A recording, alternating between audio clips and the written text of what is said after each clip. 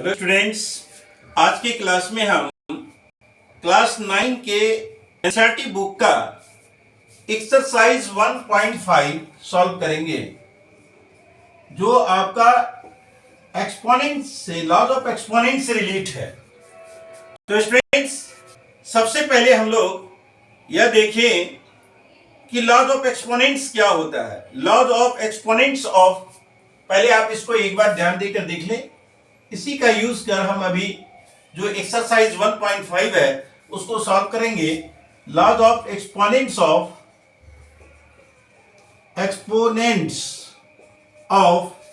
Real numbers. तो students, आप पहले कुछ हम लॉज को जाने कि किस तरह से हम इस लॉ को यूज करेंगे। आप पिछले क्लास में भी आप पढ़े होंगे, या अगर ध्यान नहीं है तो आप देखें, इसको गौर से देख लीजिए कि x टू दी पावर अगर m है और into x to the power n है, तो स्टूडेंट्स आप पढ़े होंगे कि इस तरह से जिसका बेस सेम होता है और एक्सपोनेंट डिफरेंट है और इनटू में है, तो एक्सपोनेंट जो है वो क्या होता है कि प्लस हो जाता है, m प्लस n हो जाता है। दूसरा लफ्ज है कि x to the power m और divided by x to the power n लिखा हुआ है। तो स्टूडेंट्स क्या होता है, या इसको बाय के फॉर्म में भी, या आप ऐसे लिखा हुआ हो x to the power m by x to the power n अपन x to the power n भी कर सकते हैं। इस तरह से भी बाय में लिखेंगे तो भी इसका लॉज है कि x जो बेस है वो बेस x होगा और m माइनस n होगा। यानी कहने का मतलब है इनटू में प्लस हो जाता है एक्सपोनेंट और डिवाइड में जो है वो माइनस हो जाता है। तो ये सेकंड लॉज हो गया स्टूडेंट्स। थर्ड लॉज में देखिए, अगर x to the power m whole power n है, तो स्टूडेंट्स क्या होता है कि यहां भी हम x to the power mn लिख देते हैं। ये थर्ड लॉज है कि x टू दी पावर ये mn हो गया। और स्टूडेंट्स अगर हम चौथे कि देखें तो अगर हमारे पास क्या है कि फोर लॉज, कभी कभी क्या होता है कि x टू दी पावर अगर आपके पास -1 लिखा है तो क्या होगा, आप इसको x टू दी पावर अगर -1 है तो ये 1/x हो जाएगा। पांचवा देखिए स्टूडेंट्स कि x टू दी पावर अगर आपके पास -n पावर दिया हुआ है, तो सिंपल वे में जैसे आप -1 को 1/x लिखे हैं, क्योंकि इसका जो एक्सपोनेंट है 1, तो यहां पर क्या हो जाएगा आपको 1/x to the power n।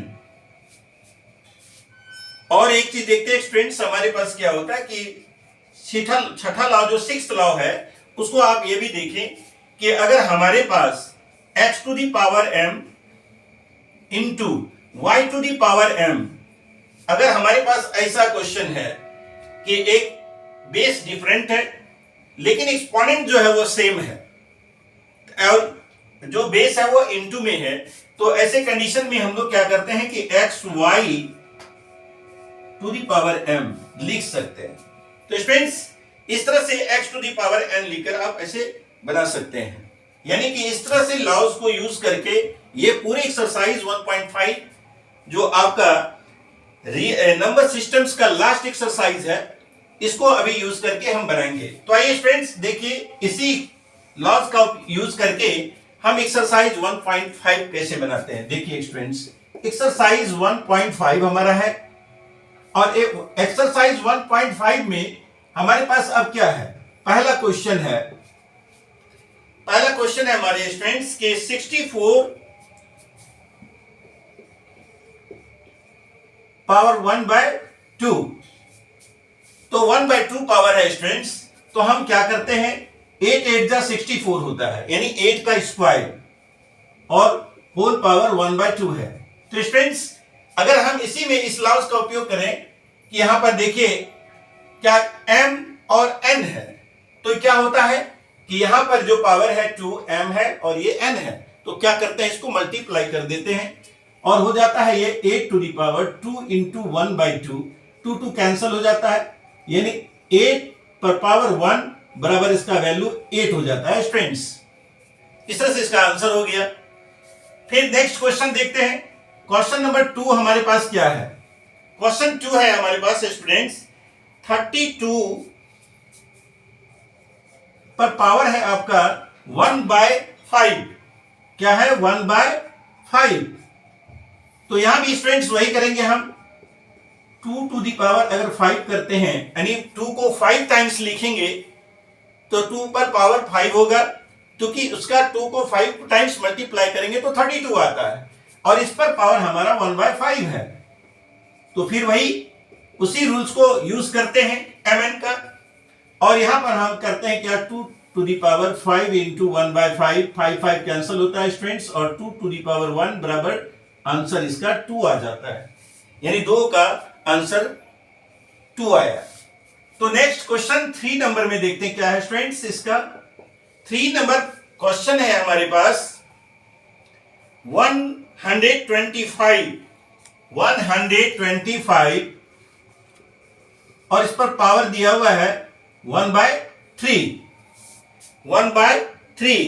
तो स्टूडेंट्स इसका जैसा कि हम देखते हैं कि 5 इंटू 5 यानी 5 को 3 टाइम्स मल्टीप्लाई करने के बाद हमारे पास जो प्रोडक्ट आता है वो 125 आता है, यानी 5 रेज़ टू दी पावर कितना होगा, 3 होल पावर 1/3। तो इस तरह से फिर हम उसी का प्रयोग करके, यानी 3 इंटू 1/3 होता है, 3 कैंसिल हो जाता है, और उसके बाद 5 रेज़ टू पावर 1 बराबर क्या होता है, 5। 1 अगर इस पर पावर 1 है तो स्टूडेंट्स 5 ही होगा। ये आपका आंसर हो गया। 1 नंबर क्वेश्चन आपका कंप्लीट हो गया। तो स्टूडेंट्स जैसा कि आपको लॉज मैंने बगल में लिखकर दिखाया है, किसी का यूज करके आप सारे क्वेश्चन को आसानी से सॉल्व करेंगे। आइए देखते हैं, 1 नंबर सॉल्व हो गया। अब 2 नंबर क्वेश्चन में हमारे पास क्या है। तो स्टूडेंट्स सेकेंड क्वेश्चन में देखते हैं क्या है। सेकेंड का पहला क्वेश्चन है फाइंड। स्टूडेंट्स दोनों ही 1 और 2 दोनों में ही क्वेश्चन है फाइंड, मतलब ज्ञात करें, यानी हमें फाइंड करना है। क्या करना है, 9 रेज़ टू दी पावर हमारे पास क्या है, 3/2। स्टूडेंट्स 9 3/2 पावर दिया हुआ है, इसको फाइंड करना है कि हमारा वैल्यू क्या होगा। तो स्टूडेंट जैसा कि जानते हैं 9 जो होता है वो 3 का स्क्वायर होता है। 3 का स्क्वायर को हम 9 कहते हैं, यानी कि 3 का स्क्वायर और इसका होल स्क्वायर हमारा 3/2 हुआ। यानी कहने का अर्थ है 3 पर पावर जो 2 इंटू 3/2 जब हम करेंगे तो 2 कैंसिल होगा, और हमारे पास आया 3 पर पावर 3। यानी अगर आप 3 को 3 टाइम्स मल्टीप्लाई करेंगे तो हमारे पास जो आंसर आएगा 3 3 जा 9, 3 जा 27। तो स्टूडेंट्स इस तरह से हमारा इसका आंसर आ गया 27। तो स्टूडेंट्स नंबर 2 क्वेश्चन क्या है हमारे पास, 32 2 का 2 नंबर में है स्टूडेंट्स, 32 टू दी पावर कितना है हमारे पास, 32 to the power 1/5। Sorry students ये हमारे पास है 2/5, 32 टू दी पावर 2/5।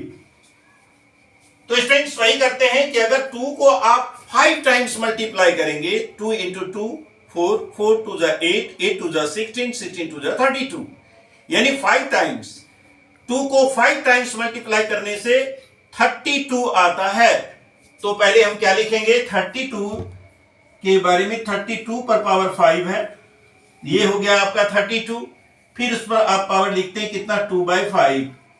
तो क्या होता है स्टूडेंट्स कि अब हम क्या करते हैं कि फिर 2 पर पावर 5 इंटू 2/5, 5 कैंसिल हो जाता है, 2 पर पावर हो गया 2 यानी 2, और इसका वैल्यू हो गया 4। तो आंसर आया स्टूडेंट्स हमारा इसका 2 नंबर का आंसर आया 4। ठीक है स्टूडेंट्स, तो अब देखते हैं इसका तीसरा नंबर क्वेश्चन क्या है। तो स्टूडेंट्स देखिए कितनी आसानी से आप इस लॉज के सहारे इसको सम को आप सॉल्व कर पा रहे हैं, और इसका यूज कर हम आसानी से इसको सॉल्व कर पा रहे हैं। तो स्टूडेंट्स क्या है इसका तीसरा नंबर क्वेश्चन, देखिए थर्ड क्वेश्चन हमारे पास है 16 पर पावर हमारा है 3/4। 16 पर पावर है स्टूडेंट्स हमारा कितना, 3/4। 16 टू दी पावर 3/4। तो देख रहे हैं स्टूडेंट्स, यहां पर जो पावर है, जो घातांक दिया हुआ है, वह है 3/4। यदि हम 2 को 4 टाइम्स मल्टीप्लाई करेंगे तो हमारा 16 आता है स्टूडेंट्स। तो क्या करेंगे, इसको 2 पर पावर 4 होल पावर 3/4 लिख सकते हैं।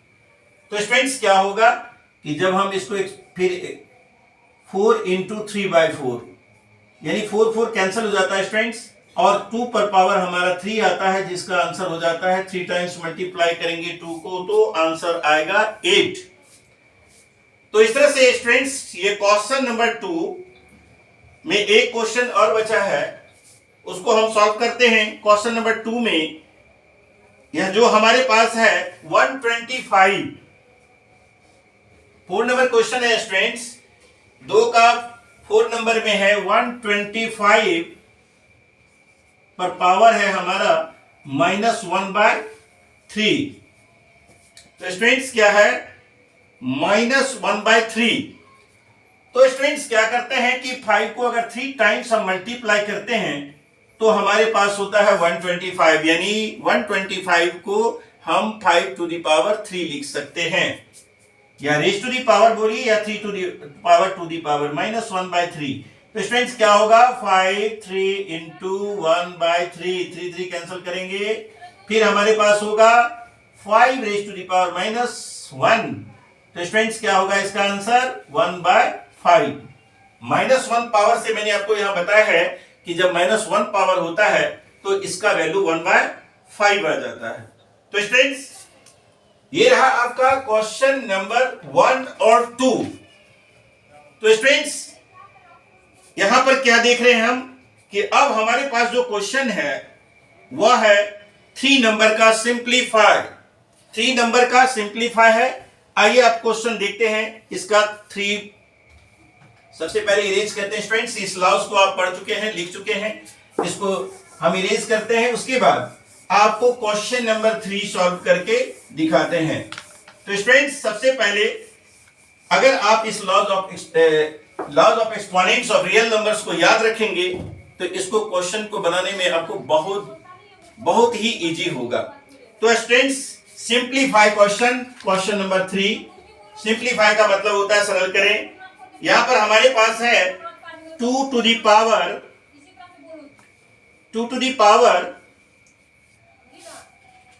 पहला नंबर में है स्टूडेंट्स, 2 पर रेज टू दी पावर कितना है 2/3 and 1/5। 2/3 into 2 to the power 1/5। तो स्टूडेंट जैसा कि हम जानते हैं इनटू में प्लस करते हैं, एक्सपोनेंट को हम प्लस करते हैं। तो सबसे पहले यहां लिखते हैं 2 टू दी पावर 2/3 प्लस 1/5। तो स्टूडेंट्स यहां हम क्या करते हैं, सबसे पहले बेस 2 को रहने देते हैं और इसका हम एलसीएम लेते हैं। 3 और 5 का एलसीएम 15 होता है। 15 को 3 से डिवाइड करते हैं। 5 5 2 10 प्लस 5 3 15, 3 1 3, यानी कि हमारे पास हो गया 2 टू दी पावर 13/15। तो स्टूडेंट्स ये सॉल्व हुआ। नेक्स्ट क्वेश्चन हमारे पास है 1/3 to the power 1/3 to the power. तो स्टूडेंट्स ये हमारा लास्ट क्वेश्चन है 1/3 टू दी पावर 3। क्वेश्चन है हमारा 1/3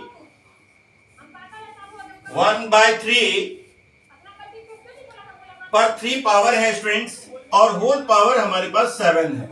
तो क्या करेंगे स्टूडेंट्स कि आप देखिए, अगर 1/x to the power n है, इसका मतलब इसको माइनस में चेंज कर सकते हैं। तो लिखते हैं 3 to the power -3 whole power 7 equal to 3 to the power -3 into 7 equal to 3 to the power -21। तो स्टूडेंट्स हमारे पास जो आंसर आया वो है 3 raise to the power -21। Last question इस एक्सरसाइज का सॉल्व करने जा रहे हैं स्टूडेंट्स, और वह है हमारे पास 7 पर पावर 1/2। देखिए स्टूडेंट 7 पर पावर 1/2 इंटू 8 पर पावर 1/2। तो जैसा कि स्टूडेंट्स 7 टू द पावर 1/2 और 8 to the power into 8 to the power 1/2। तो स्टूडेंट्स यहां पर जो हमारे पास जो क्वेश्चन दिख रहा है वो है 7 रेज टू द पावर और यहाँ 1/2 और यहाँ ये तो एक्सपेरिमेंट जो लोग कर रहे हैं x और y हमारा अलग अलग है और स्टूडेंट्स इसको हम लोग करते हैं 7 इंटू 8 टू द पावर 1/2। तो स्टूडेंट्स हमारा आंसर आता है 56 रेज टू द पावर 1/2 और इस तरह से आपका ये क्वेश्चन सॉल्व हुआ। यानी कि ये अंतिम क्वेश्चन था स्टूडेंट्स जो हमारे 3 नंबर का और हमारे पास है 1/7 टू और इस तरह से समाप्त हुआ स्टूडेंट्स। तो फिर मिलेंगे हम नेक्स्ट वीडियो में नेक्स्ट एक्सरसाइज के साथ। धन्यवाद।